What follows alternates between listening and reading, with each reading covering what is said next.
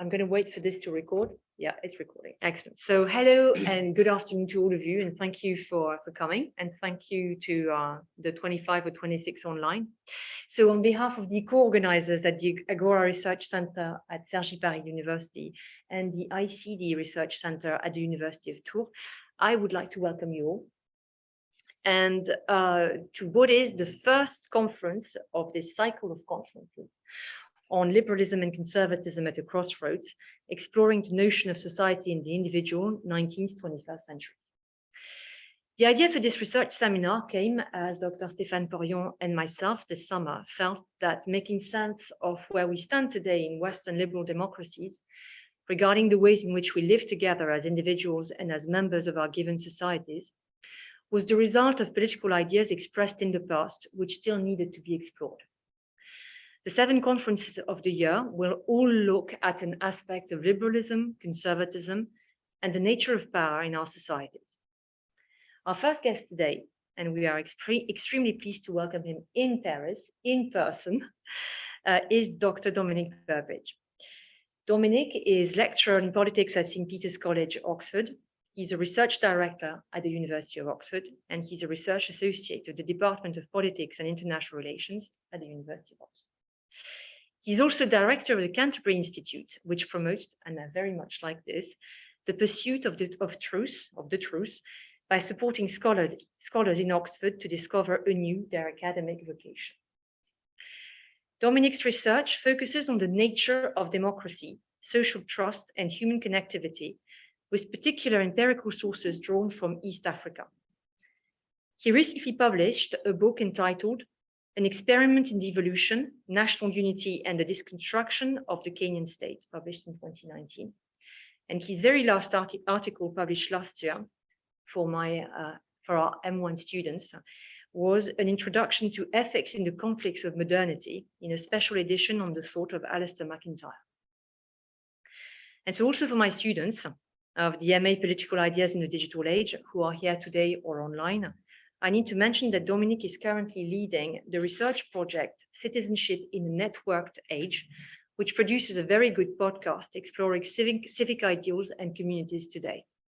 In it, Dominic talks to experts about how our habits, social connectivity, and our moral reasoning are being transformed in the digital age. We will be talking about it in the M2 seminar. All in all, in his work, Dominic seeks to look at the connection between social trust and the social contract. And this is why we invited him. We're delighted he accepted to join us and to start the year with us today. And so before we start, I will ask you to turn off your mobile phones. We are together for more or less 2 hours. Dominic will have between 30, 45 minutes to give his paper. We will have then questions and answers, and depending on how things go, we will either finish by 3:30 or 4 o'clock, depending, there's no pressure. And without further ado, thanking him again for coming, Dominic, the floor is yours. Thank you so much for having me. It's a great pleasure to be here. Thank you especially to Catherine for the invitation and for hosting me here. I really warmly appreciate it. And it's wonderful to have you all here. And I hope some of this can connect with your own research. And in the Q&A discussion, do feel free to just bring up what you're most interested in as well.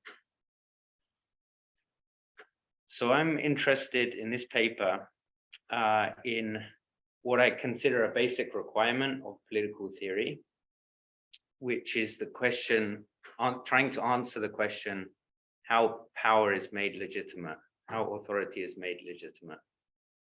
So we seem to view power as not naturally legitimate, that it is this raw entity that we need to find mechanisms of producing accountability and legitimation for its authoritative coercion of society. This theme, this framework of power is central to both liberalism and conservatism. So I'm sure in the speakers that you have in this series going forward, they will be very good at identifying all of the differences and the nuances, the different stages of liberalism and conservatism. But I'm going to be brutally simplistic and honest of saying that I don't see too much difference between the two. And let me explain this. So both liberalism and conservatism are deeply engaged with the question of natural rights of the human person. For liberalism, this travels into discussions of the individual dignity, individual rights, and therefore the picture of the social contract forms a notion of individual consent as central to its establishment and therefore central for the legitimacy of government.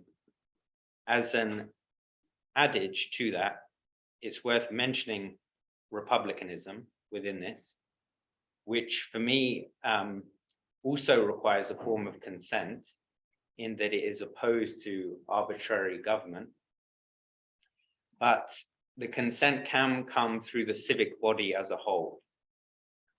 It can involve a notion of community and group that acts as one, and one's consent can be bound up with a notion of civic responsibility or civic duty, which is specifically in the public domain.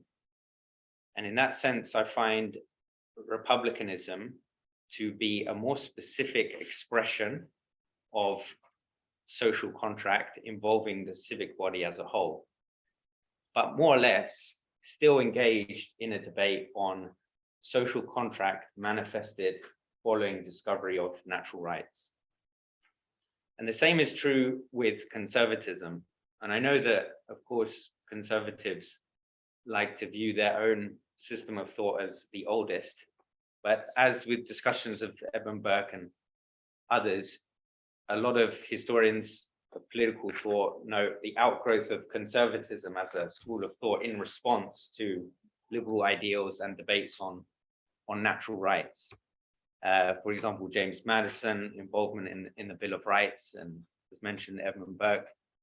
These are examples where conservatives are recalling that same notion of natural rights, but orientating it towards a culture and a history that is territorial, grounded, and specific.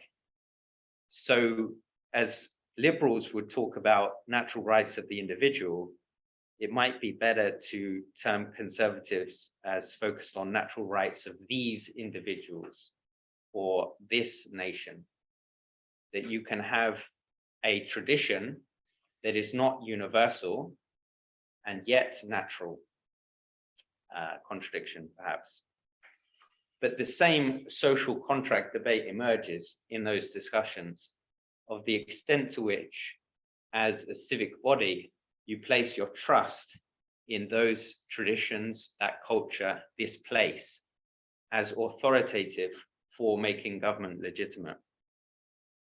And so conservatives require deference, just like liberals do, following union through social contract. But the deference may be to non-state entities, at least primarily to non-state entities.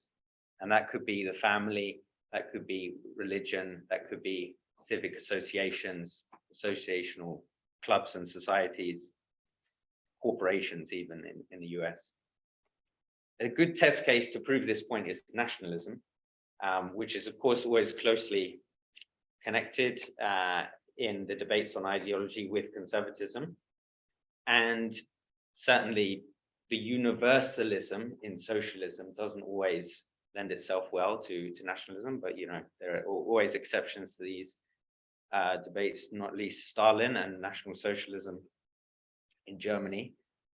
But the deference here towards the nation is regardless of whether a state exists or not. So in that sense, the conservatives are placing a priority on this nation, not this state, in starting debates on loyalty. These are distinctions, but the appeal to natural rights has commonality. And I agree, therefore, with Jonathan Haidt's work, The Righteous Mind, which I thoroughly recommend if you haven't seen already.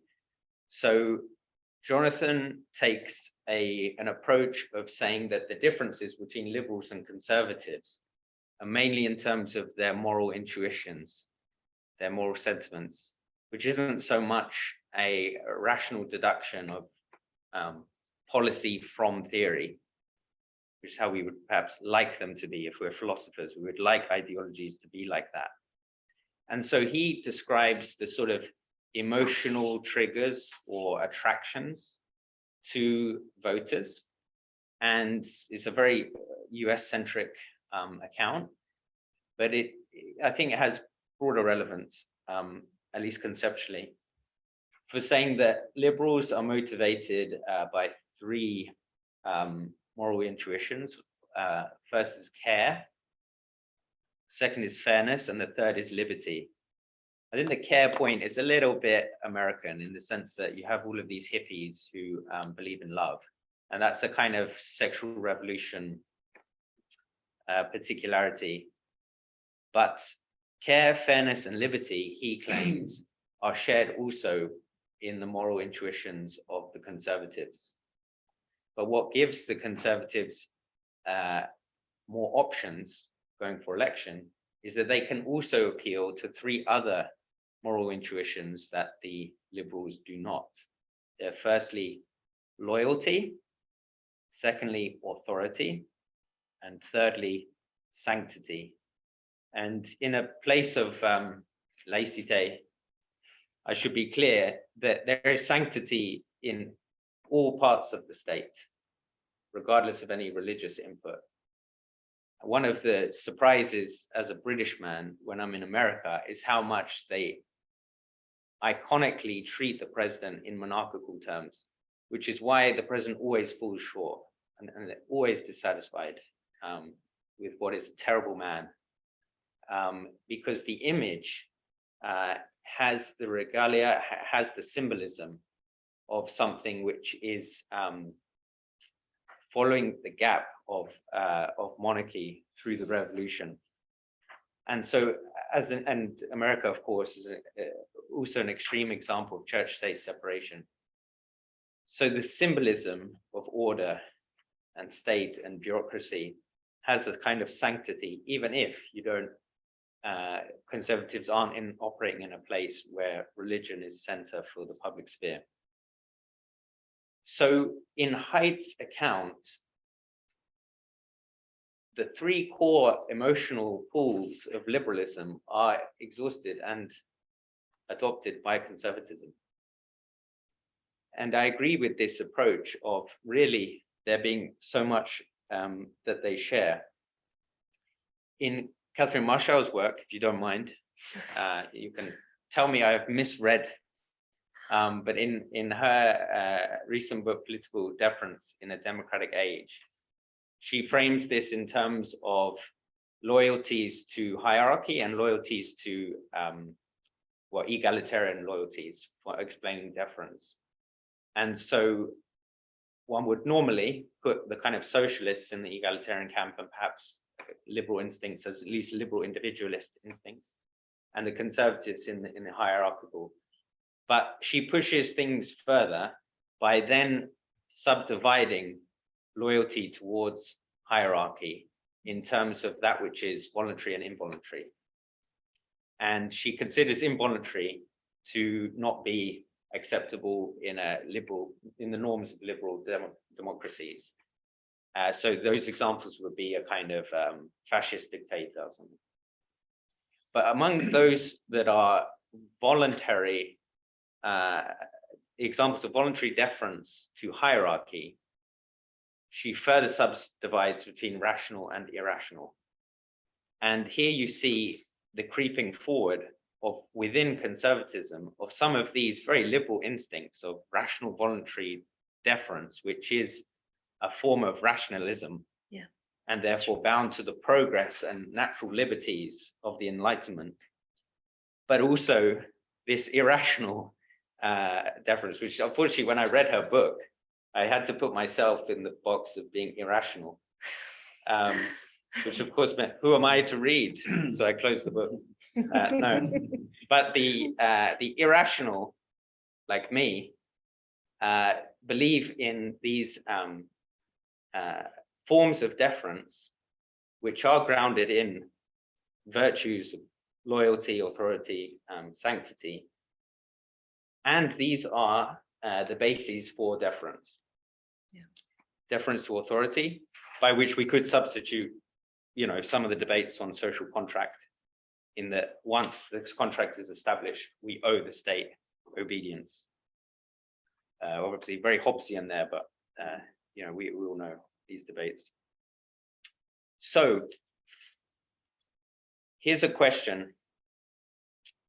Why is this overall project still necessary in political theory? Why are we still focused on the question of how you make power legitimate? In the social contract accounts, surely it just happens and then you proceed. That's even there in this legal structure of constitutions, which make reference at the beginning to the will of the people, but then establish the norms of participation and governance, which don't require you, normally speaking, to revisit those first principles. In France, we are post-revolution. In Britain, something happened slowly over a long period of time, and now we've got a parliament. So we have already manifestations of the structures that make governance legitimate. So surely this question is settled. Even if we took the account that this question arose because of appeals to divine right of monarchies, we have to say also that it's settled. We have very few tyrants or monarchs who are claiming authority through their lineage to Adam and or to Jesus Christ. And we have few who are expressing that they are, gods themselves. So surely all this debate is settled. And yet it remains the core question, the core framework around which the liberals and the conservatives are orientating their competing justifications for government. And so my suggestion here is to say that it seems to thinkers that there is something in the nature of power itself which is despotic, tyrannical, or arbitrary, and requires permanent accountability. And so the liberal and conservative narratives, though they start with a notion of pre-social or pre-political man, even at the advent of these structures of government, the main task of political theory is to find the basis for the legitimacy of government. How are we so sure about this? Jane Bethke Elstein writes this book on sovereignty, God, the state, the self, which describes how through the history of political thought, you get a transfer of the idea of the omnipotence of God to the omnipotence of parliament, at least its sovereignty of the state as being all powerful, to now a view of the omnipotence of the individual, in that individual autonomy is sacrosanct. For understanding the state, she can give examples of how governments change the past. So they sometimes pass legislation which alters the way in which something was or was not illegal previously. They also seek to control the future, and they don't admit of any limit to their sovereignty over their jurisdiction, even though we all know. So like I give an example with students, like we all know that we don't all know the laws, and the government has this fiction that we are supposed to know all the laws. it just invented that fiction, and because it's omnipotent, it can just claim that it's our duty, even though it is absolutely impossible for any one individual to know all the laws. Some of them, they don't even know, because the judges are yet to interpret and may change over time. So it is a fiction, but it can do that because it has the history of what is ultimately a theological concept of omnipotence. That means there is no question or no limit that can be brought to its exercise of power. Jean Bethke-Elshtain moves this forward to debates on the individual, which is bound up to questions of self-interpretation of identity or requirements of consent for any legitimate authority. This is sensitive because it's so recent, but certainly you can see, I think, sociologically, greater appeal to choice as the legitimator. So choice as a fundamental criteria for ethical behavior and consent. I won't go into that. For purposes of understanding the nature of power, it seems Elshtain is identifying how it can move, and the debates somewhat remain the same. And so we have, it seems, a definition of power, something like the ability to make someone do what they would otherwise not do, that is essential to politics. It is immovable, irreplaceable, ever present.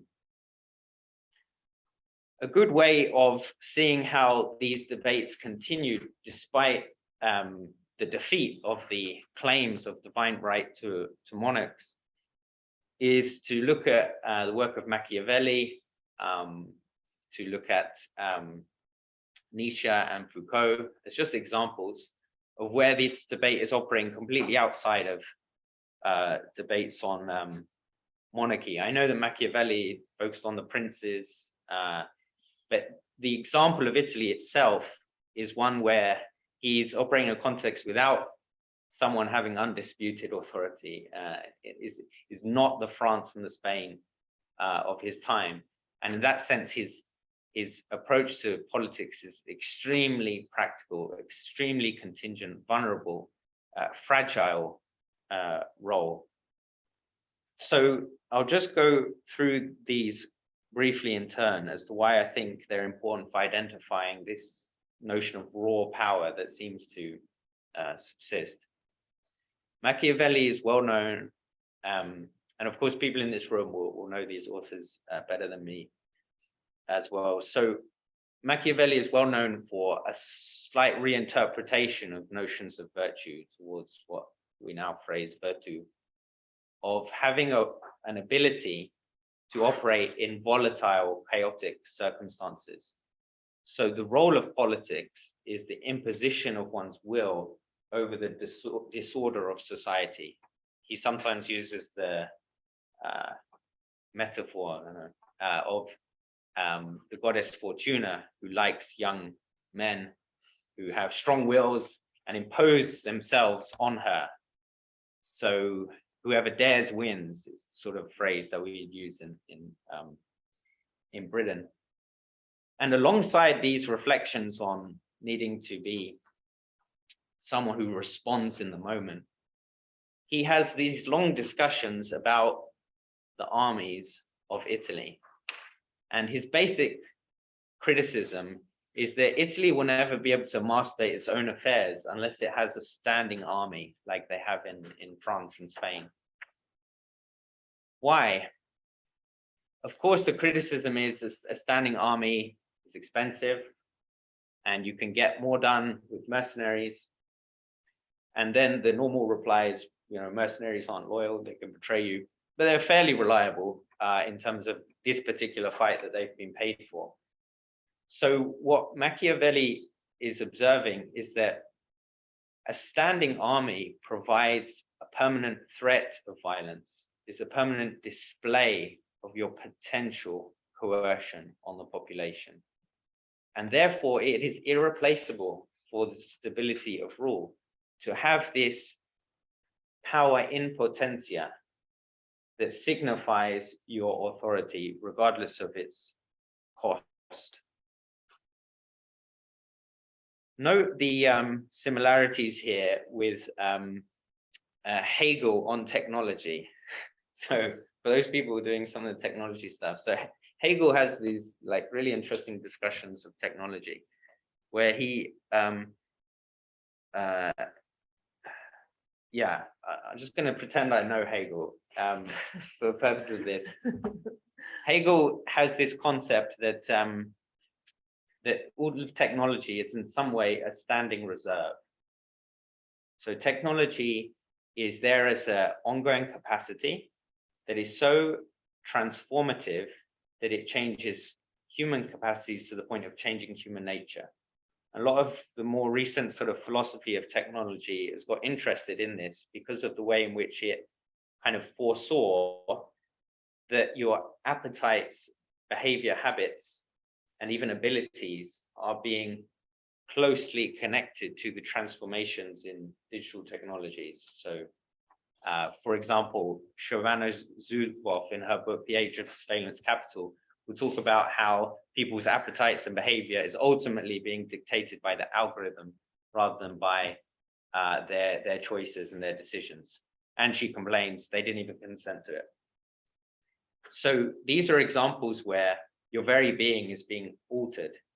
But for Hegel, all examples of technology are ultimately the accumulation of what can be seen sometimes as this sort of beautiful standing reserve, this sort of appeal to limitless capacity and an accumulation of boundless capital and possibility. So for understanding the standing reserve of the army that Machiavelli is identifying, you have to see it in terms of a limitless capacity that raises your authority and the legitimacy, because you can meet any promise of coercion going forward. Note the complete difference between someone writing at the same time as Machiavelli, Thomas More in England. There isn't that much discussion of like Thomas More versus Machiavelli, but they are interesting for looking at similar problems with bizarrely different in bizarrely different ways. But in Thomas More's Utopia, some people understand it as, and I know there's a huge debate over interpretation, is he sarcastic and ironic, and maybe he just didn't know what he's doing or whatever. He makes appeal to a rational society being able to see peace as the ultimate objective of the polis. Peace and harmony. So there are all these discussions about how the utopians ensure peace in their region, even though all the other civilizations are not so rational. They will know how to negotiate, they will know how to give the right gifts, they will know how to make sure enemies do not contage with spies and secrecy their own land. And part of that is to edit the appetites of the utopians such that they don't treasure things that can easily lead them to being manipulated. So some people interpret Thomas More as providing a critique of Christian nations, that even a rational non-Christian nation can see how complete it is to be a land of peace, that all politics should aim towards peace. And yet us, in our Christian world, although we have the same religion, we're still at war with one another. The end of politics then is peace. And this is described also in interesting ways by Andrew Willard Jones, who has this study. I don't know how much has done the rounds here in France, because he's an American writing about France, which is pretty hazardous. But he writes this book, Before Church and State, a study of social order in the sacramental kingdom of Louis IX. And so there he says that you had salvation as a main aim, which is strictly in the domain of the church. And so the domain of politics and the state was far more limited. and needed a justification that it was ends-based. And so he argues that there wasn't competition between church and state like is normally described back into the medieval period, but a limitation of the role of the state towards restoring the peace, which is not very progressive. So in that sense, we can sort of insult the past for failing to do justice, to do fairness, to do equality, to do economic growth. But restoring the peace had a certain duty of harmony towards everyone, and was accepting of the limitations of politics, that politics is a place of the temporary. And in the temporary, a half good thing is still okay, so long as it doesn't threaten the overall project, which is the church's project towards salvation. But even less of a clear of the ends of politics is in Nietzsche, because his concept of the will to power is not exclusive to any political action, but is just the ascendancy of the individual through society. So people describe Nietzsche as being able to transform the spectrum of good to evil, to greatness to weakness. So the kind of development of the human person, almost the kind of evolution, comes through a will to power, through mastery over society. It may involve a duplicity of putting style to one's affairs that are known as in keeping with the customs and the culture, whilst yourself knowing that you fully ascend past it.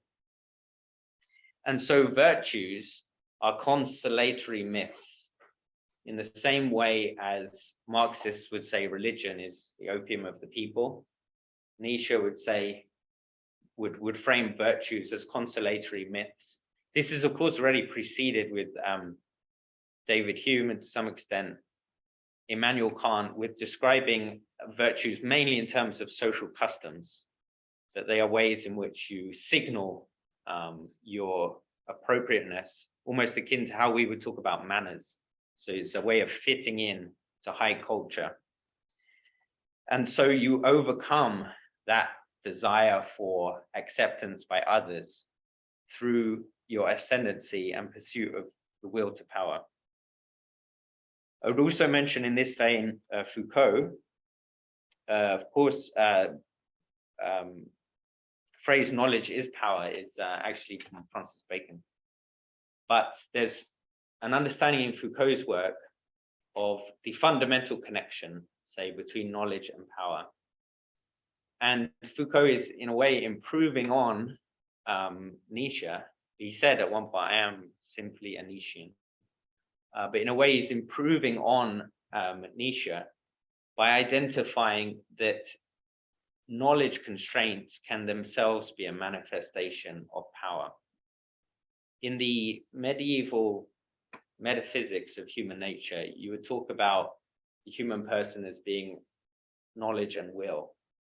And that provided the moral vocabulary of saying that someone acted badly but didn't know, so that it's not grave or culpable. So for example, a child who kills another child, you can't say that they didn't kill them, so clearly they willed it, but maybe they didn't have the knowledge of what they were doing. Likewise, you can have knowledge but a lack of will, so you can know what's good or bad, but you are forced into the decision by other people. So in a way, you weren't the operating actor. And so that distinction was extremely important for ethical frameworks. And Foucault is testing the boundaries of that, 500 years, 400 years later, by identifying how those in power structure the knowledge of those inferior to them, such that there are all-encompassing structures of domination of which you do not even know the limits. You're not able to think outside of what you have been told or what is possible. So I want to give here like my response in cases of any interest, which is not the easiest, but I'm going to go for it anyway, which is that ultimately I feel that with this discourse on power and the transferability of it as a framework for the formation of political thought, it's flawed. Yeah, I don't feel that a notion of power is ultimately constrainable according to debates on procedure, policy, and even democratization. I think there was something in the natural rights discourse which appealed to natural law and human nature that made the human person's dignity somewhat objective and therefore irreplaceable in your discourse of social harmony. But the nature of politics and the state as being one bound up to a very raw and uncontrollable notion of power is difficult to really tame with any procedure.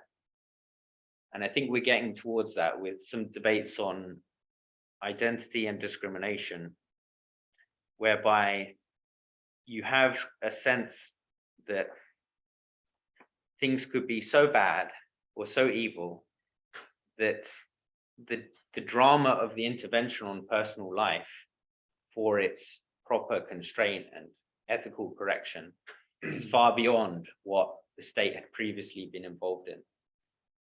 So our understanding of the limits of politics is not natural to it as a practice, but comes in the form of a response to whatever power is manifested above us. So my criticism, for what it's worth, is pretty crazy, but it's that I don't believe power exists. Okay, this is what I think is the only real fundamental alternative to this current discourse, which I think is a discourse basically shared by the liberals and the conservatives right now. Okay, why? So this is a constructed Aristotelian critique.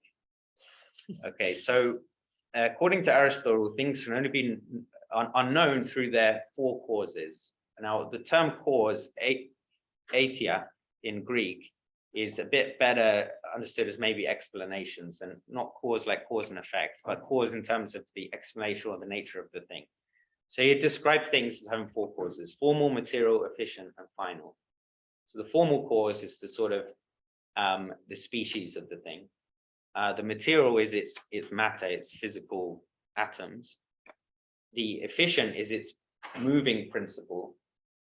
And the final is its aim, its end.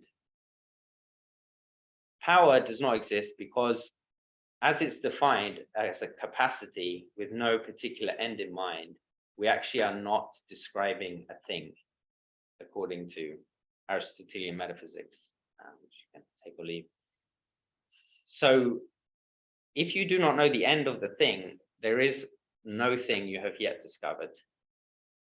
And what the discourse on power is, and ultimately an expression of not knowing the purpose of politics. So it is a negative portrayal. A positive would instead describe the end or the aim. And so, this is why I mentioned Thomas More, or those medieval debates, that they have in mind an end of politics as being something like a common good or the peace of the land. For me, this is a positive proposition. But to instead say that those in power can define their own ends is to not actually discover the practice of politics empirically. It does not provide the basis for looking at the practice of politics. Here I'm influenced quite a lot by René Giraud and Therese Delicieux. In France, there was, in the late 17th century, this sort of quietist heresy, which was a sort of expression of passivity, which was declared heretical. And these kind of theorists are very scattered and wild. But the notion of power, if it's not given a concrete definition, means that it is existing only in the imagination of people. And that sense is socially relevant. So people think they've got more power than others. And they also think that they can accumulate more of it. They also think that if they become powerless, their very existence will be threatened.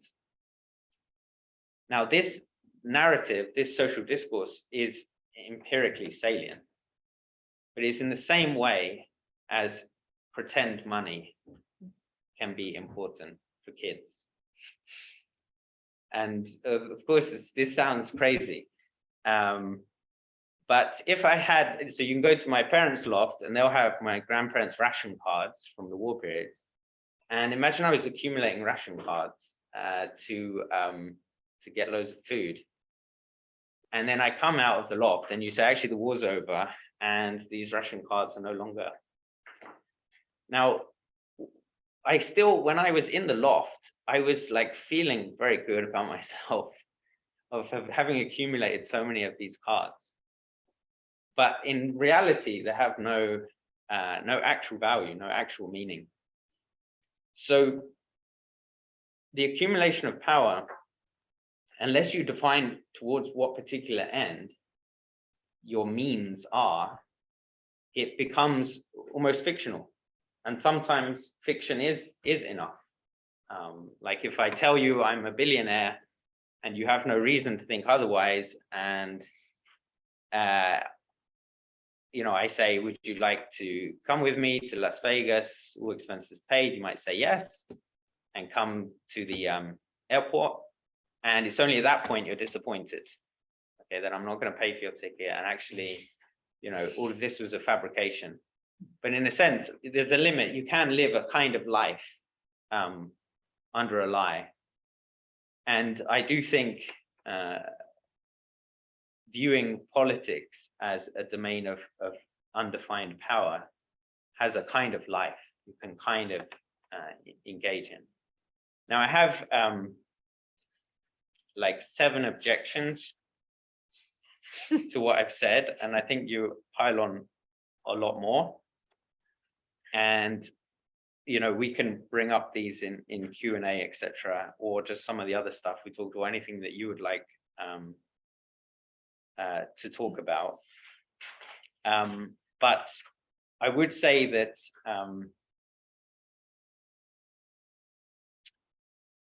to try and communicate what I'm saying, that humans act with intention in mind, or the outcome is accidental to some other behavior, habit, or intention. And this works all the way down. So as much as we understand other practices, and here it's very influenced by McIntyre, of being a carpenter, being a fisherman, being a salesman, you should also understand politics. It has a particular practice, it has particular habits and particular ends in mind, which give definition to the means that it uses. Thanks a lot. Thank you. Thank you very much. So I think that we're going to have a number of questions. I've got a number of questions anyway, but I might not start. I think that you are forcing us to think about something that we've been thinking about, especially with the M2 students. I mean, you mentioned some of the authors. We also have been working with the M1 students. And so, I mean, perhaps we should start with those who would like to start. If not, I've got a number of questions. So is there somebody who'd like to start? Or who doesn't dare yet? Okay, as you said in the introduction, the question might be coming from many different kinds of background, and that's a historian of political ideas. I'm a historian of economics, a field which is quite famously known as a field where power doesn't exist. I mean, economics doesn't incorporate the notion of power. There's The only place where you talk about power is when it comes to your ability to influence price. Okay? So that's the only. Here's my question. It comes from my background, which is more of history of science background than the history of ideas. When you say that power doesn't exist, do you mean that in the same sense that some people may say society doesn't exist? And by this, I'm not talking about Margaret Thatcher. I'm thinking about Bruno Latour, the sociologist, who said pretty much the same thing. But by this, it doesn't mean that it doesn't exist. By this, it means that when people say that some knowledge is constructed by society, they tend to forget that society is itself a construct. So my question is, when you say that power doesn't exist, do you mean that, well, it doesn't exist? Or do you mean that it's a construct? As well as a thing that many people, especially these days, tend to think that some things are constructed through power. Like, for instance, you have many people who are going to say, well, this is happening because of, let's say, for instance, patriarchy. But they tend to forget that maybe patriarchy itself is a construct. So that was my question. Well, that's a really, really great question. Thank you. Thank you very much. So in terms of just the first point about economics and where power does not exist, I think it's helpful sometimes to, in political science, everyone is so motivated by Max Weber, and he has this definition of the state as a human community that claims monopoly over the use of violence over a given territory. And his notion of monopoly is really coming from the economists. And so even in the discourse, I accept it's quite political and it's not within economics research, anti-corporation, you have this notion that power somewhat assumes a kind of domination. And yet the economists tend to be more sophisticated of saying that sometimes you have a natural monopoly, right? And it just depends on the economies of scale for production as to whether the cost can only be met by a single supplier, given the constraints. And we have that, for example, with energy crisis or whatever, that maybe things have to be oligarchical at least because of the way that the market operates. And so and even debates on socialism in terms of nationalization of production assume a sort of a bit more of a sophisticated sense, I think, than you get from a lot of people nowadays about what the corporation is and whether it necessarily will dominate or not. But the point for the economists is that everything that's happening at the macro level is sort of an outgrowth of individual decisions or appetites. So Homo economicus is like playing that operational role that makes economists, I think, more relaxed about what ends up happening. And so you feel that if those choices change, then the bigger things will change. And I think you see that in Republican Americans as well, who obviously get criticized a lot for being, on the one hand, saying they're in favor of free market, on the other hand, sort of defending the big corporations against the higher tax rates that are coming from the left. And the only exception to this is with technology, of course, where the American Republicans and Democrats sit on the same table about how do we bring these under control. And of course, the conservatives are motivated a bit more by like privacy concerns and therefore the individual. But the ultimate distaste of the corporations is fairly common between the two camps. And so the construct there is that large corporations inevitably are greedy, towards their own their own interests. We've lost this idea that large corporations are large employers. Yeah, that used to be a kind of easy way out, and was there throughout the industrialization, and the app revolution has really produced a disconnect between a large corporation being an employer of many people and many families. And so, even though often they do. And so we are operating in that construct. And so to treat the deeper second kind of part of your question of, is just some knowledge constructed, and I'm just sort of making a general appeal that society constructs certain things. I think I'd resist that, although I sympathize a lot with it. And what this is basically is a very post-liberal paper. Okay, so this is like, we've had those debates on like left and right and everything. Now, what if we abandoned it all and we looked at forms of society where the ideas of political thought were in sync with the structural manifestations? So this strand of post-liberalism is becoming, I think, quite interesting in the US on the right. It's not really hitting European universities too much because we are radically left-wing.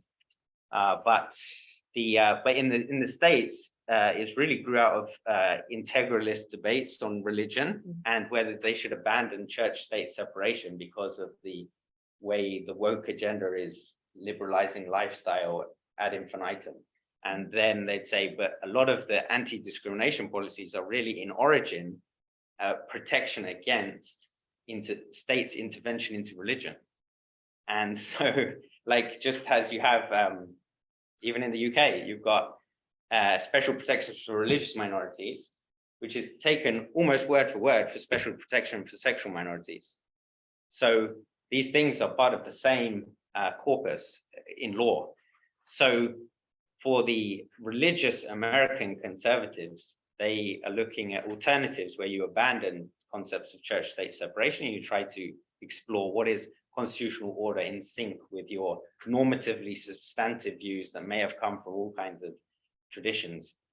But for the constructed nature of these ideas, these ideals, this discourse, I am a believer in the way, in a kind of in philosophy, that's if realism, so philosophical realism, which is why I say there's Aristotelian kind of constructed critique, whereby you can discover what human nature is really like. And I think human nature is really social, by its nature. Not, Rousseauian, let's all just become one thing, but that we need friends to flourish, and that in that context, much of what we are is interpersonal, and culture does preserve these, the depth of relationship past death. That manifestation of culture is, I think, real. But it's real because it reflects the goods of human nature.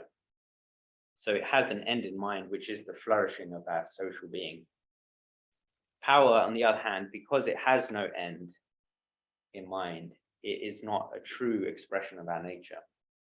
It's a corruption of, it's a corrupt depiction of human nature. And so it is truly constructed. And so this is unsatisfying, as an answer, because I think a lot of people would want someone to say, like the anthropologists do, everything is constructed, and I'm not going to go there. So it's very unsatisfying, but yeah. It's very interesting because, in fact, it actually links to a number of things we've been discussing this week with the students, some of the students who are here. And you said it's a post-liberal paper, but it's a post-liberal paper in a world in which we are perhaps in what is, Shoshana Zuboff is talking about a completely, new understanding of our world, in which you are trying to describe something, but we haven't got the vocabulary to think it.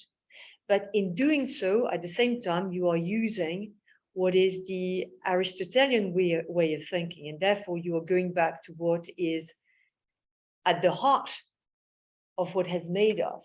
So it's both post-liberal and at the same time very much in the line of McIntyre, and it's for us, I think, very important. So I had another question. I'm sorry if somebody has the question, but I'm going to abuse my right and my power to actually yes, exactly. I mean, there is something we have been discussing with the students this week precisely about what drives people. So, for example, what drives somebody like Mark Zuckerberg or Jeff Bezos in our world? What is it which drives them if it's not power? Is it money, influence? But I mean, it's also perhaps the power of coercion on others, with having what is essentially monopolies that somebody very much on the left, like Yanis Varoufakis, considers as a sort of post-feudalism. So if we actually are trying to think about a way of thinking our world today in politics without power, what is it? I remember, Ali, you saying, what's the point? What's the point of that, of having so much power? So if it's not power, what is it? Yeah, and I so just in terms of the argument that I'm trying to do, I'd say that it's possible for people to be driven by power, but that is that they're fooling themselves. They're constructed. So, you know, which is why I say I'm motivated by accumulating ration cards in order to eat well. So that's all fine, and I do think many people are motivated by, I don't know, they watch like House of Cards, yes, and then they think, well, yes, or something like that. I don't know, or just the feeling of I can do anything, which happens before they try to do something. That's why it's misleading. That's why it's not actually true. But I understand as a feeling, it can. You know, like you become the dean of a faculty and you think, all right, now I can. And then the very next day, you know, everything is constrained and you know, right? Emmanuelle. Okay, you know, you know, feel free to share. You know, yeah. Yeah. So, but the feeling at first is a kind of ascendancy to a higher, you know, and I'm sure there's like that for politics. You become president, and you know, and that's fine. So people they could love that feeling, and therefore search for that more. You know, maybe after politics they want loads of money, or you know, and part of corruption in politics, I think, is because of the way politics fails to satisfy that desire, and money is very close to this notion of power, which is why I use the ration example. But money is meaningless unless it has purpose, and so if you die with money, you never used it. What did you accumulate? And even money itself is only valued insofar as someone else responds to it, which is similar to the obedience that the state requires from its members, its citizens. But in terms of how people themselves are desired and motivated, I do think we're in like a fundamental change. I think, you know, this is a bit of a crude approach, but the post-war generation, did some drawing on the Robert Putnam stuff, and you know, the post-war generation was about following your dreams, that we've been living in a time of constraint and regimentation. So experiment and follow your dreams. And that kind of gave way to a generation that said, let's be responsible in our bounty, and let's get involved in charity and NGO work, and let's decolonize the empires and make sure that we follow social justice, fairness around the world, and some of which was religiously inspired as well. It wasn't just in terms of economic bounty. But the generation now come up in surveys as surprisingly materialistic, which can be a bit of a disappointment to that sort of more idealistic group before. And sometimes I think, and I'd just be interested in what people think about this and correct me, etc. But sometimes I think that we are presenting a very strong narrative of power, even though we're criticizing it. So we don't ever say, I am powerful, by the way, and whatever. We really aim at trying to be equals and equality. But in our descriptions of the world in politics, we're increasingly relying on this concept of the other that is powerful and does control all our affairs, which is why parties are becoming increasingly anti-establishment. And that even in established parties like Conservative Party, you've got you had Boris Johnson and to some extent also Liz Truss, who are kind of anti-establishment and experimental, and in a way not wanting to position themselves as a stable, normal candidate. And in fact, that's the insult to Keir Starmer, the Labour leader in Britain, that he's too normal. And that was the same to Theresa May. It's too boring. It makes you look like you're part of the establishment. And then people also say, and you're a white male. Look, the Conservatives have hardly any white males, apparently. So what is this expression of normality? That looks like an expression of the structures of domination that we've all been warned about. And so when the norm of the moral compass is to say that there is this inescapable architecture of power, the only defense is to develop your own means of counter-domination. And I think that's partly why people value money and top jobs in a way that the generation back was more focused on international NGO, travel the world experiences, help in churches, whatever. So people want to know what job they're going to get out, what's their career plan. They're surprisingly obedient, surprisingly focused on grades. Such a fascinating talk I went to in the US about dating culture, the decline of dating. That university is not a time to meet your life partner anymore. There's too much cost to becoming someone romantically obsessed during your university years. Why? I mean, what's the cost? What's the benefit? What's your whole spectrum of what you value in life? And they may agree with you that, of course, the true things in life are non-material, but they don't think those can be protected without having the material. And that's the shift. There isn't that pure idealism of what happened with the hippies living on their own and whatever. That's very, very few on campus are going to go that direction nowadays. I don't know if that. No. Yes, Stéphane. I'm like a specialist of political history, so sorry for my question. And before asking you a question, just to put aside two factors, which were the extension of the franchise in the early 20th century and, of course, the emergence of the Labour Party. But if I go back to what you said, that is, say, the three moral intuitions, right? You said that those promoted by the Liberals were exhausted and the Conservatives had three more to offer. What about new liberalism? Because with all the social reforms implemented, people had to be loyal to society and the state. If they wanted a pension, they had to be good citizens.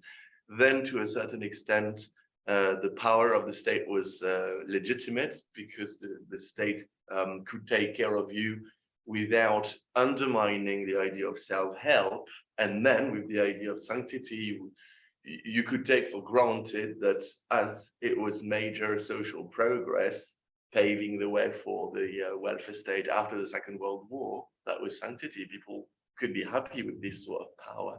So how come, in terms of ideas, the ideas promoted by the new liberals finally died? They could have left the conservatives, in the abyss of power for.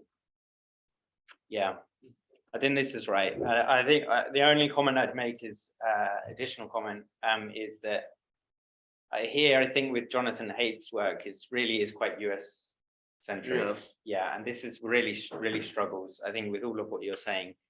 And Because I don't know about that man. That's where I'm asking. right. You know, no, exactly. And no, and I think you're exactly right. And so, you know, in the US, there is just this suspicion of the state and also of bureaucracy, which is accrued through the moral hazard of not knowing, in my view, accrued through the moral hazard of not knowing when the federal government is in charge and when the state level government is in charge. So that vagueness facilitates a inability to hold particular actors to account for bad outcomes. The same thing is happening now in Europe with the EU, although it's early days. But for America, this is, you know, now 250, 300 years in the making of having these two levels of government. It precedes even American independence. So this moral hazard creates this confusion, this distrust, and therefore ideas of the state's help as a form of care are being described just in that like word by Jonathan Haidt, whereas in Europe, where there hasn't been those same moral hazards, and there has historically been a lot more trust in bureaucracy and a feeling of meritocracy best expressed through the civil service, even better than in the market, you know, which is like absolutely bizarre for an American to hear. That really is of a different species and allows themes of care and altruism and cooperation to come through one's notion of the liberal democratic state. So in this sense can be useful to contrast with Thomas Piketty. I'm not sure if people like him or not. I need to get to know more French academics to understand how these references land. But in you know, let's put to one side his sort of criticism of capital. He in his the first chapter of Capital in the 21st century, he describes how sometimes it just depended on who was in government at the time of booms, economic booms, as to what you connect with emotionally.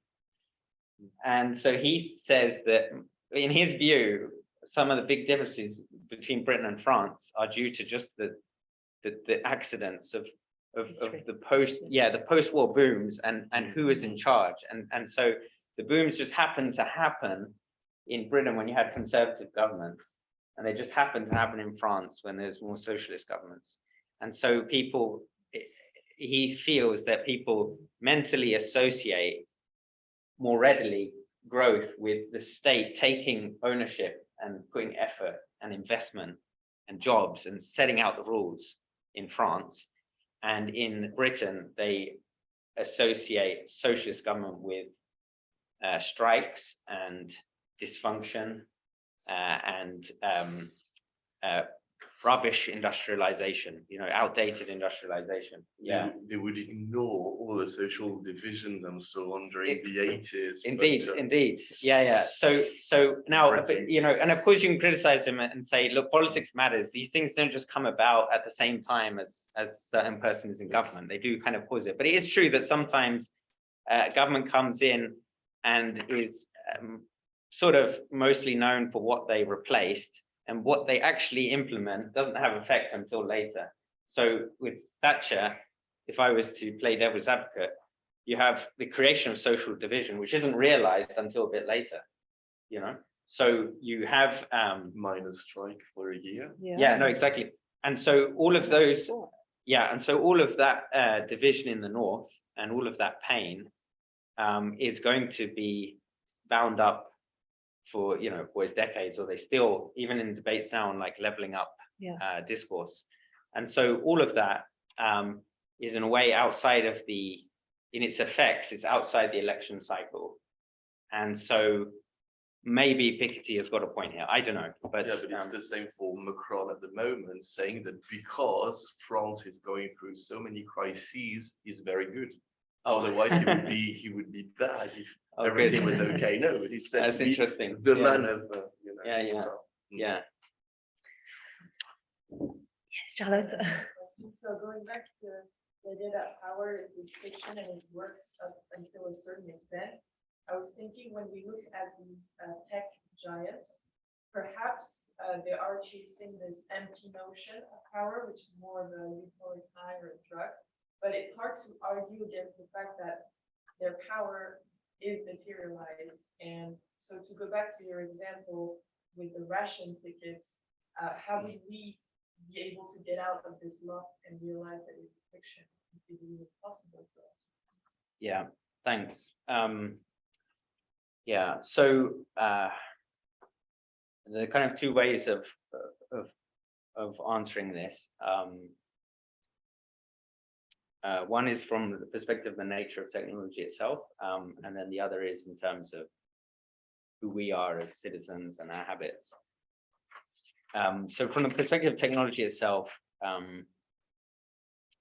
there's sometimes these appeals to technology being self-directional and discourse on the singularity or review of algorithms and deep learning, deep mind projects that give the impression that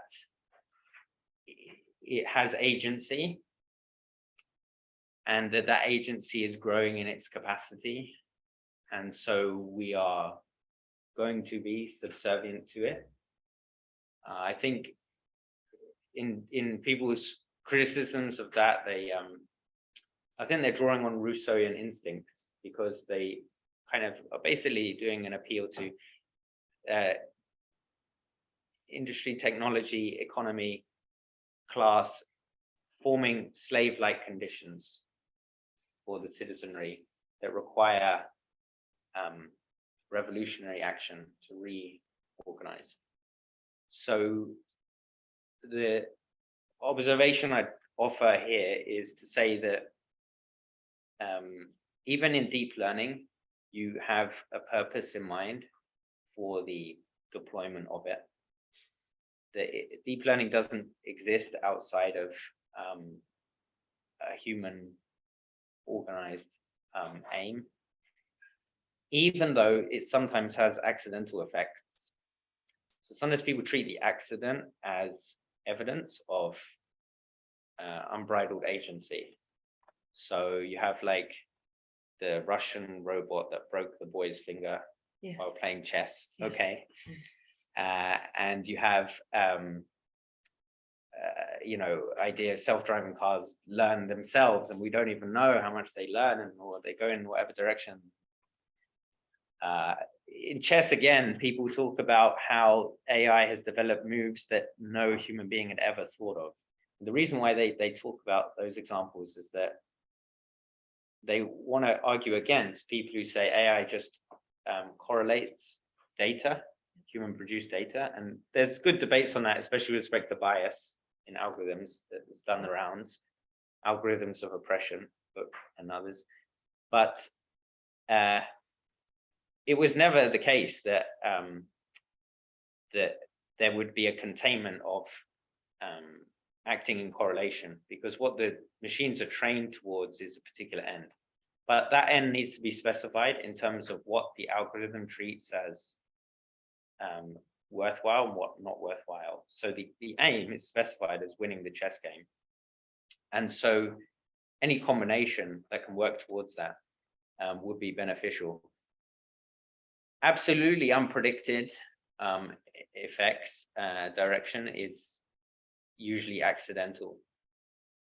So in that sense, we're treating it as though trains have souls or ghosts or something, because we're so amazed by what they can do, and humans can't do what trains do.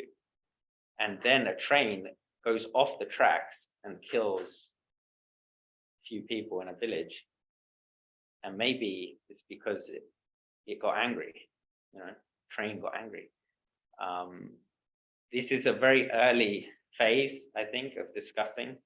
And I view algorithms as more like cement. It's like really, really, really useful. It can do things and allow us to construct things that we never would have otherwise been able to. But if you ask me, does cement have a natural form? Like, does it have an agency or a sort of thing that it is searching for? I'd say, well, that's, to superimpose agency on technology. So we have a euphoric high because of a sense of without limits. And you might get the same if you were the one to invent or rediscover concrete. You get a kind of euphoric high. A lot of people get that when they do quantitative statistics, because it looks like you're somewhat managing the whole of data. You can discover correlations that no one else has. There's a bleeding of causality correlation, and maybe for Shoshana Zuboff, that means that you can, in a way, make people act in a certain way that they otherwise wouldn't have by managing their appetites. But I don't view euphoric high as an actual evidence of power.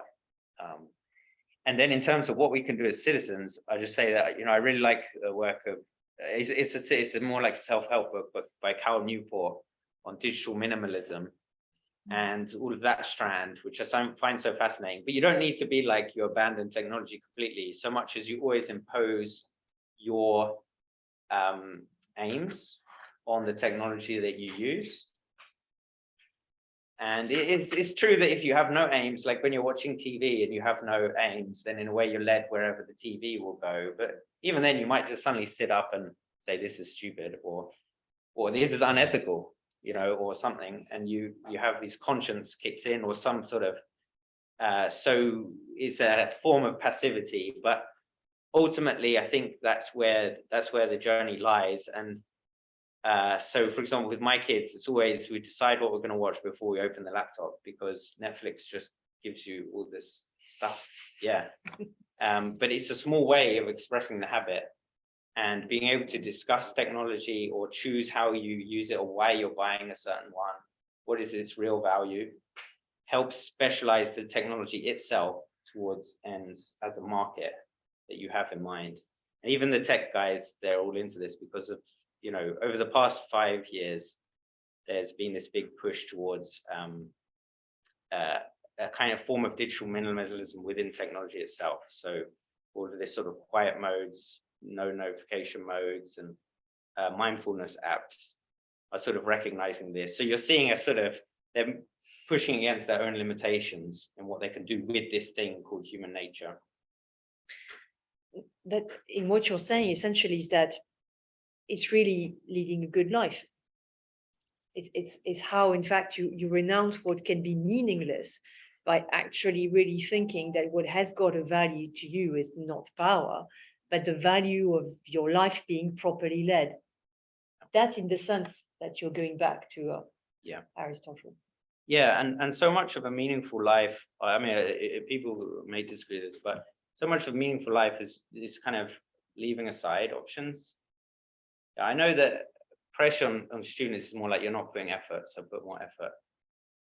So there's this fiction that they get into of like, if I put enough effort, I can kind of do everything. But like, really what you do in life is so much like, the path is not chosen. So what is marriage? Marriage is sort of like, okay, I've decided that 7.5 billion people I will not be with in a relationship, and the one left over I'm gonna stick with, that's yeah, and yeah, exactly. No, yeah. So the no, don't tell her. She's the one left over. Yeah, no, not at all. I mean, from her perspective. Yes. But the career choice is like that, So like every year you doing something is a year you're not doing, and you will be in a certain position where you are not employable for all kinds of other stuff, and that's just the reality of it. So tech at the moment, because it's focused on the wide market, is trying to produce technologies that work for every consumer. That's because these are new. But in the history of technology, it moves towards a specialization. So why everyone is using the same like Zoom or same Facebook or the same smartphone and stuff, the value of a camera, higher res camera is really different for different people. And so you will have over time this specialization of those tools towards the purpose that people impose on them. The danger is that this generation is going to be stuck, addicted to generic technology, which has no real purpose for their flourishing. I basically mean Candy Crush. So, you know, these are forms of getting people addicted through inbuilt randomness alongside like amateur skill and amateur reward, gamification of like ordinary tasks, which have a really low limit on your development. But by the time technology catches up as specialized tools within the workplace or within, you know, specialized practices, you won't have the habits to adjust. And so it's the new generation that will take forward those. Maybe we can see we've got questions from people online. Oh, people asking questions. Not yet. Not yet. Okay. Anybody? No, we have someone raising the hand. Yep. Okay, So we need to unmute. Yeah. That person. Yep. Coming. Okay.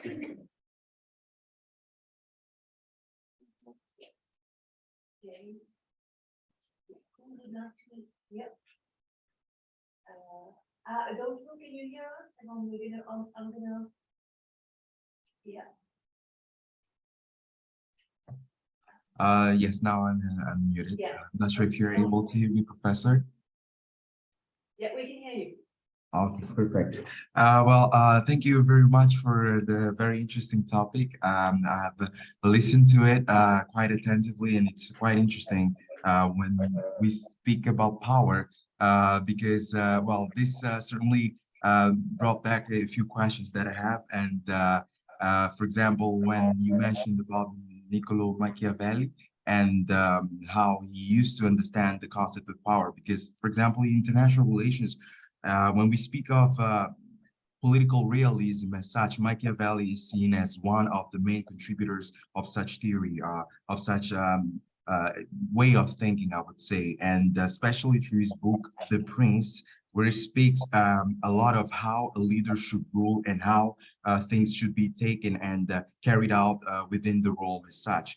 Now, one thing I understood throughout the years is that, especially from the lenses of Machiavelli, is that a leader, a true leader, would rather be feared than loved, because if a leader is actually loved, then he will not be respected. But if he is feared, then he will gain the loyalty of everyone around him.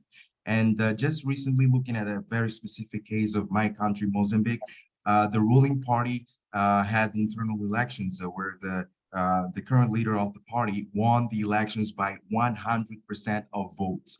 Among 10,000 members of the party, there was not even one objection, which was seen as something very abnormal, something that does not normally happen. And this explains a lot. Explains, and a few analysts even say that this shows how unhealthy things are going on inside the party, and obviously enough around the country as well. Now, my question would be, if power does not exist, would this mean necessarily that power is seen as a rather intangible resource as such, but not something that we can touch? This would perhaps be my perspective or my assumption. And on the other hand, what I would like to mention at last would be that we've seen 1,000 times at least that a few analysts have reached the conclusion, and even some authors of the realist theory of international relations assume that power is the ultimate source of every single war the world has watched.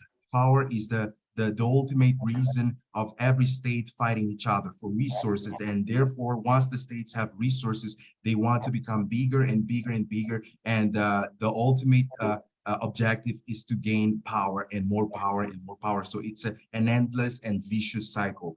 I'm not sure if this would be correct to say, but wouldn't this be reason enough to say that power perhaps has been the driving force of every single state or every single politician, although intangible? Great, it's a really great question. Thanks. Yeah, so I think I tried to answer it theoretically at first, and then go into some of the particulars that you identified.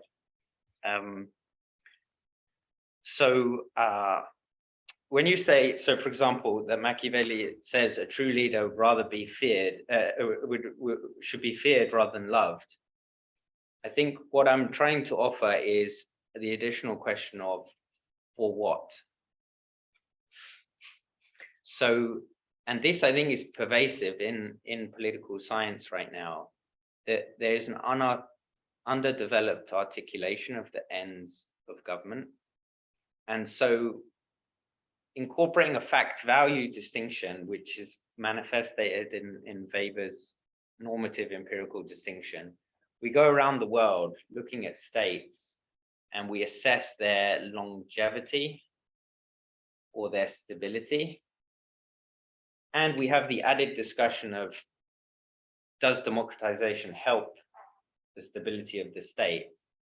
For which they would say, because it does, this example of having not even one objection shows how unhealthy things are there.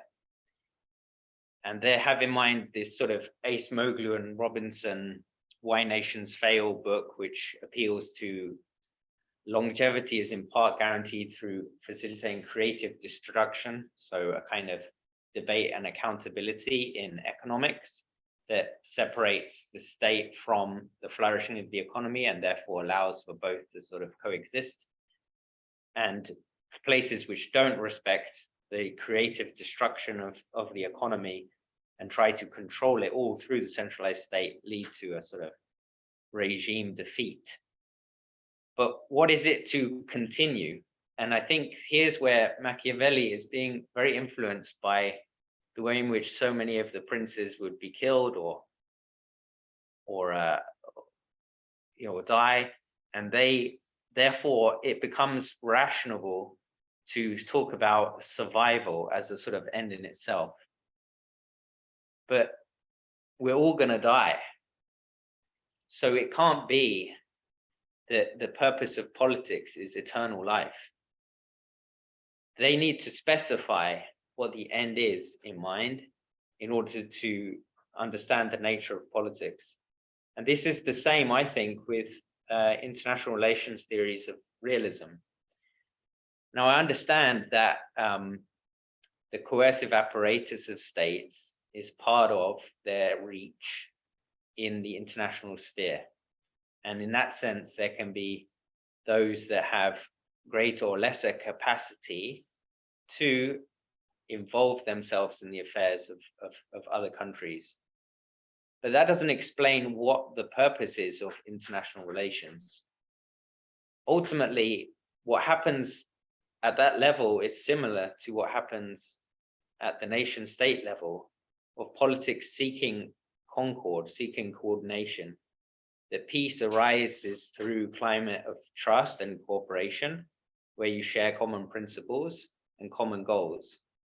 So the liberal account of international relations, which contrasts and argue against the realist account, emphasizes instead the role of international NGOs, of different societal groups, and ultimately frameworks of international law and solidarity that guide and organize the relations between states.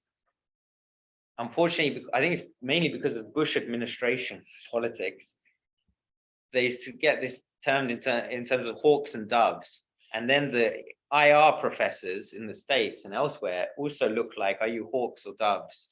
And then realism looks like the hawkish thing, and then liberalism is kind of the dovish thing. And that gives a certain kind of way of communicating or understanding how one's foreign policy has effect on the international level. But ultimately, the claim in realism is that everyone is guided by these motivations of domination. If that were the case, you would have zero cooperation on the international sphere. The same logical fallacy is true in economics, because you have theories of Homo economicus, which are the same as the theory of self-interested states, just happening on different level of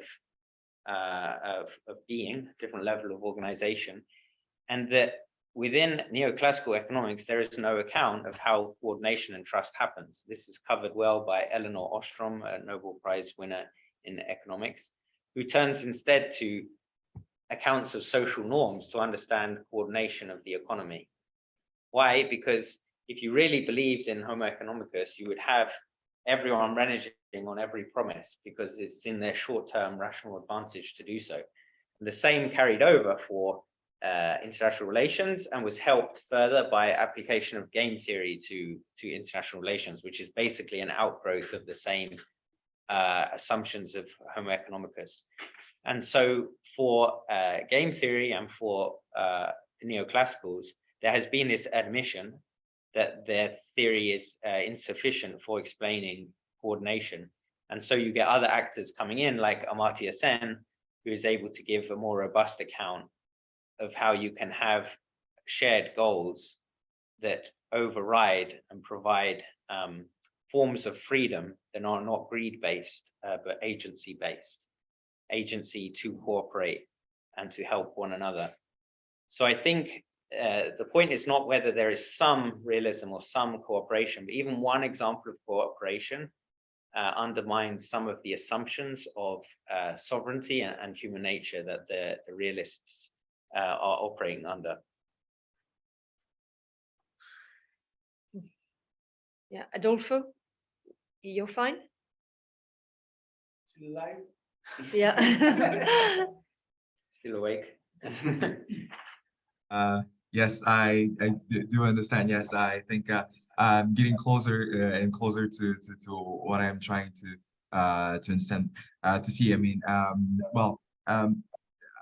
perhaps this would be the right answer. I've listened to it, and I'm still trying to process and put the pieces together, but I think it makes very much sense, actually.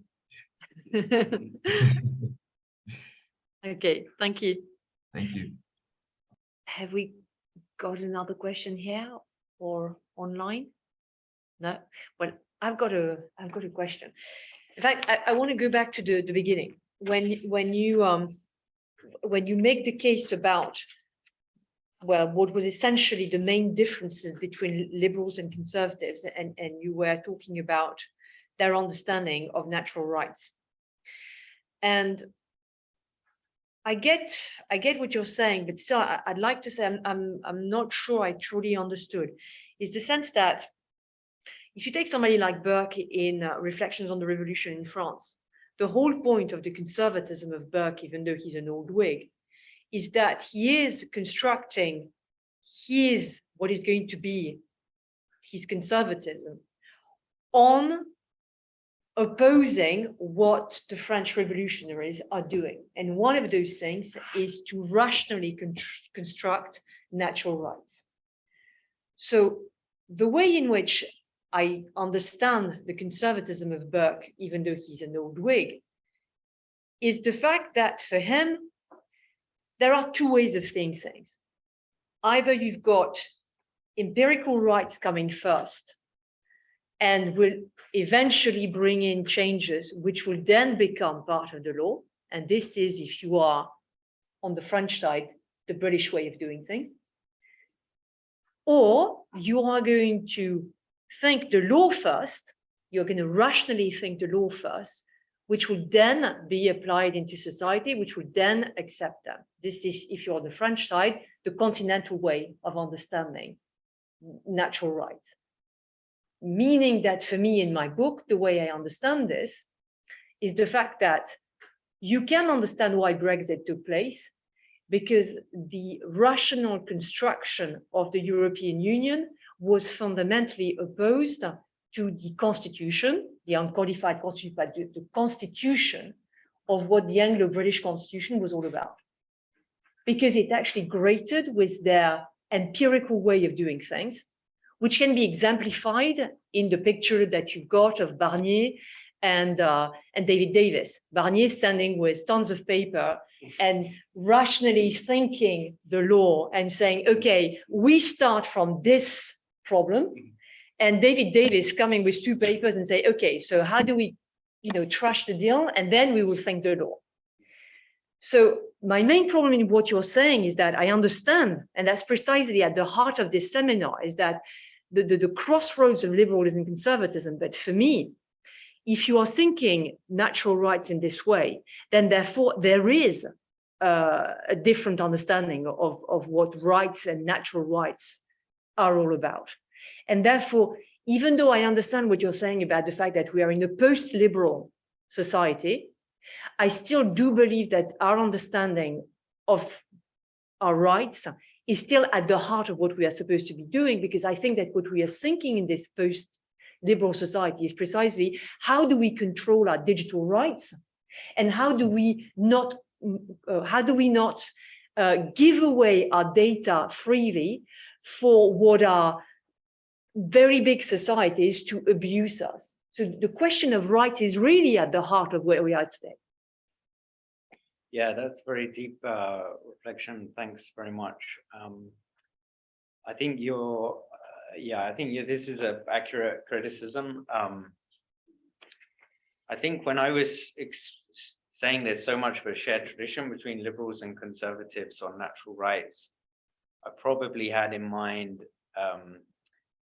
John Locke as a sort of founding figure of liberalism, which maybe is contestable, and there are other experts in this room who will be much better placed. But certainly for John Locke's account, you have the legitimate legislation as an outgrowth of your social community, your nature, your social nature taking form in a self-sufficient community, and starting with family. And furthermore, even if you say that kind of narrative of Locke has been a bit over-exaggerated, even for Locke's view of conscience and the role of conscience and one's awareness of duties to God, and therefore the natural law, as he understood it at his time, are very bound up to who I am as a human being created by God. That is, regardless of what state I'm in, which presents a funny dilemma for John Locke, because how should you, if you move from one jurisdiction to another, apply conscience? He instead has more of a convenient approach of treating someone as sort of growing up in the countryside and then coming to form a legislature where you can, appeal to conscience and the natural law for understanding what is just. Whereas the people who focus on Aquinas and law talk about law as a determinatio that may be positive law that is just happenstance, and there can be justice in the continuity of happenstance, regardless of whether it's according to conscience or not. And I know a lot of people instead think of Aquinas as moralistic on everything, but actually he's sometimes the most arbitrary for understandings of the way positive law can have a life of its own. And so the authenticity that Locke is appealing to, it seems even stronger than some of the medievals. And I think that does mean that it fits very closely, like in my understanding of liberalism as an account that grows in sync with natural rights appeals. But you can say that he's not representative of liberalism, or you can say, in addition, among a lot of liberal thinkers in the continent and in the US, you effectively have much more of a trust in the law as expressed through the state as the manifestation of natural rights. And here I just kind of basically I'm being convinced by you, but people in America, like they kind of to me they're treating the Constitution like it's Gospels. Now people may not even believe in the Gospels, that's okay, But imagine you did, then that fervor towards scripture really requires you to say that if something is wrong here, I must have been at fault in my interpretation. Okay, that's the basic dynamic of, you know, the authoritativeness of Christian scriptures. So in a Protestant country or post-Protestant country, some of those methods have clearly been applied to the Constitution, whereby if we've got something wrong, it's like we haven't interpreted it right. And therefore, all the debate is about the interpretation. That means Supreme Court battles about everything. And it's just like, well, if you think something's not fine or fair, why don't you just change it? I was like, no, it's all focused on the interpretation. Schools of thought for the Supreme Court basically map onto schools of thought within Protestant interpretation of the Bible. Do you lead with conscience, or do you lead with the word of the textualist word of the scripture? So sola scriptura is there, and now they talk as it is termed originalism in the US among conservative lawyers, and it's basically the same framework, and they don't kind of realize it, but it's all just the same. And so if the quest is right interpretation, ultimately the primacy is on the law as expressed itself rather than the natural light, and all of that is foreign to the English tradition, and it's foreign to John Locke. So they've used John Locke in his appeals to conscience and natural law in order to reject in a legitimate way the arbitrary authority of a monarch. But they have not taken on his tradition. That's right. They've taken on a much more French tradition of being able to affirm publicly. And I do feel that in France, you know, just to give a foreigner's perspective, and you just, you know, kick me out. In France, there's this extremely thick notion of the public sphere. And that is distinct from the Anglo-Saxon tradition. So in Anglo-Saxon tradition, the public and the private are more or less equivalents. And you can sort of move between them and choose what you do in whichever place. But in the French tradition, the only place to truly, fully manifest something is in the public sphere.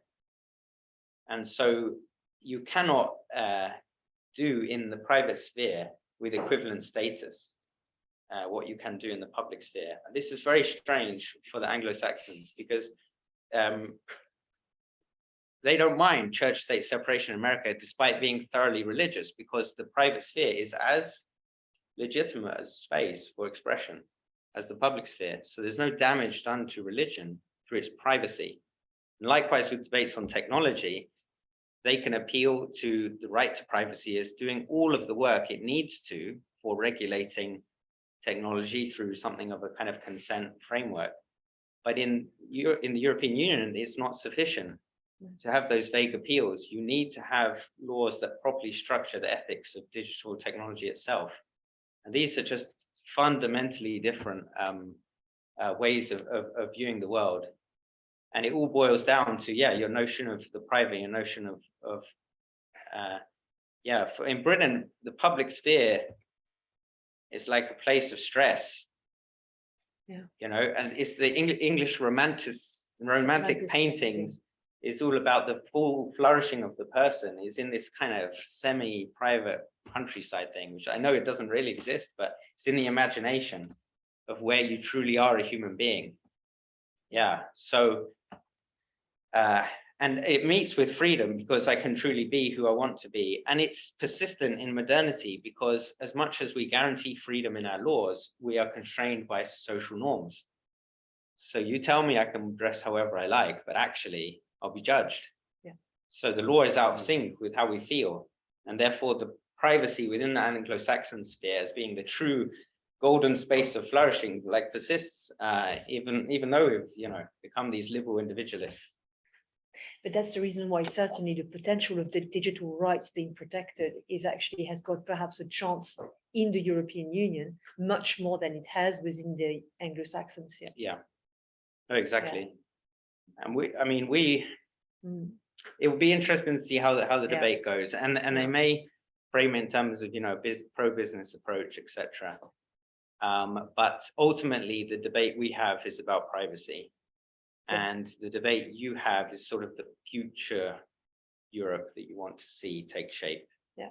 And you feel that laws need to manifest that. And that's why so much of the EU is focused on that. I mean, it's focused on the environment and it's focused on the digital, and even required amounts of funding that get put towards digital projects, which, you know, haven't yet been invented, but we still demarcate the funding for them.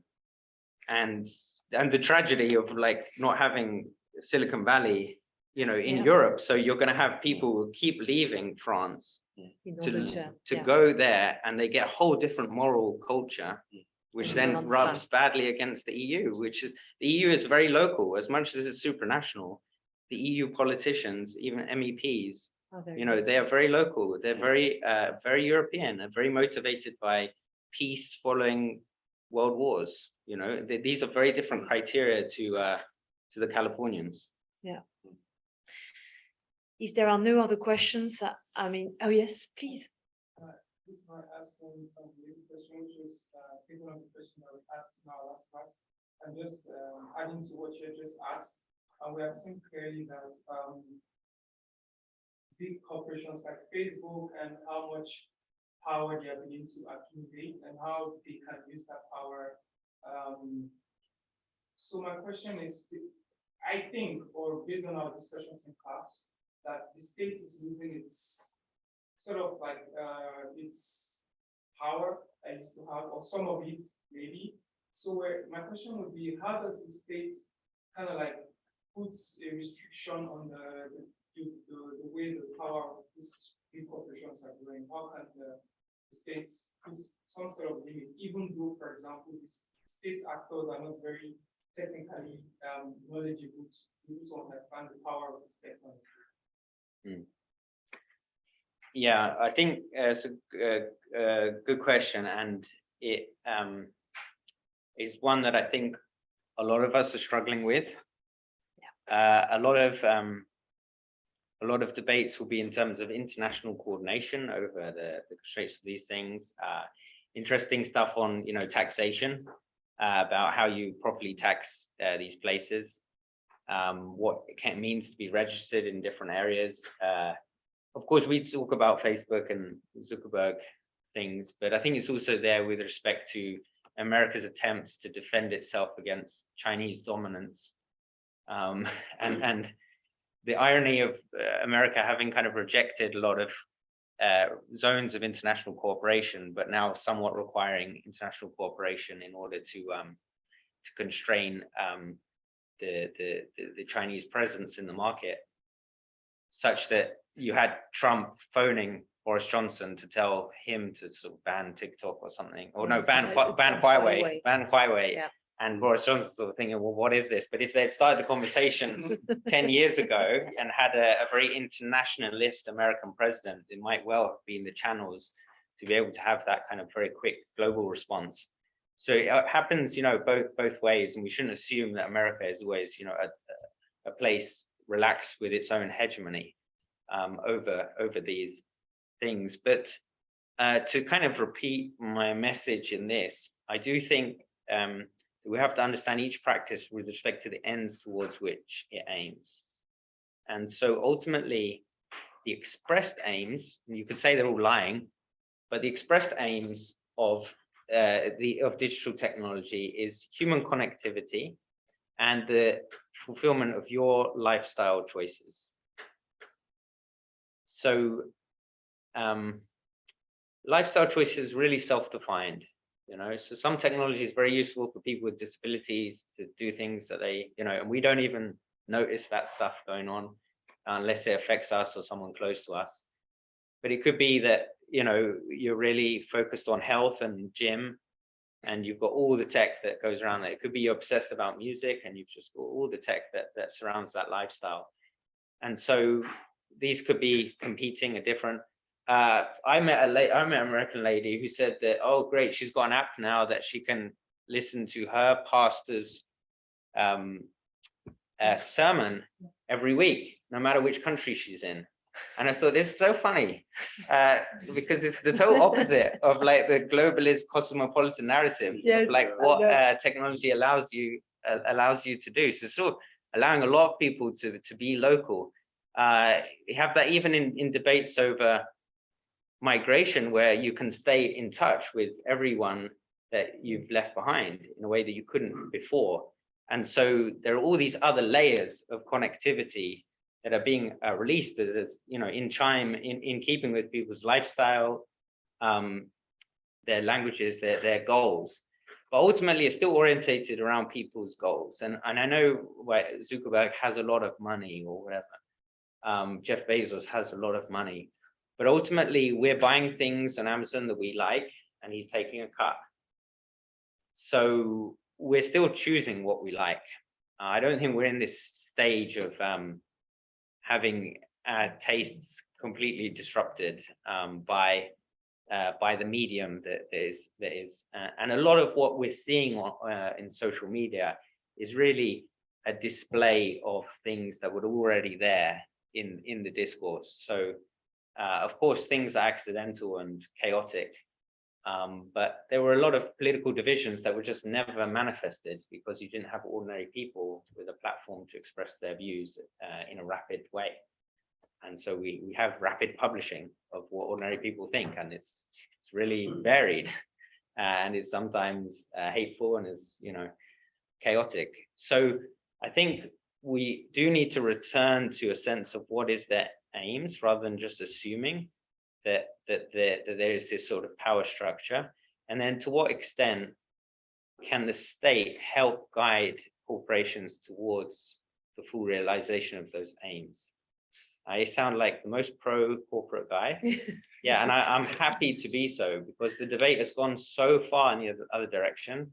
There aren't any panel discussions where you have someone who loves Facebook, yeah, who's really able to talk. And I'm not on Facebook, but I do think it serves a lot of purposes for a lot of people. So rather than saying fight it, you say, to what extent can the state and the ethical concerns of citizens participate with the evolution of these platforms? You know, it's not just about ownership, it's about the purpose of them. You can have them state-owned and they will be as damaging to people. And the hate speech and everything, this is happening with our use of it. So we also need to ask ourselves how we are reforming ourselves in this process. You've got no idea how, in fact, you've just answered some of the debate we were having with most of our students here last Wednesday, which was precisely how we tried to end. And so on that note, because we're already 2 minutes over the time, I would like to thank you very much. And thank you. Thank you. Thank you for an excellent conversation. And so we meet again in a month's time, this time in Cergy, where Edmund Yann, who is one of our colleagues at the history department of the new College of the Humanities at Northeastern University, will be discussing his latest book, which was just published and came out last year, on conservatism. So we'll be carrying on the conversation. And so a month's time, on the 21st of October at university, and of course online. Thank you very much. Thank you. Thank you. It's Thanks for brilliant. having me. Yeah. Excellent.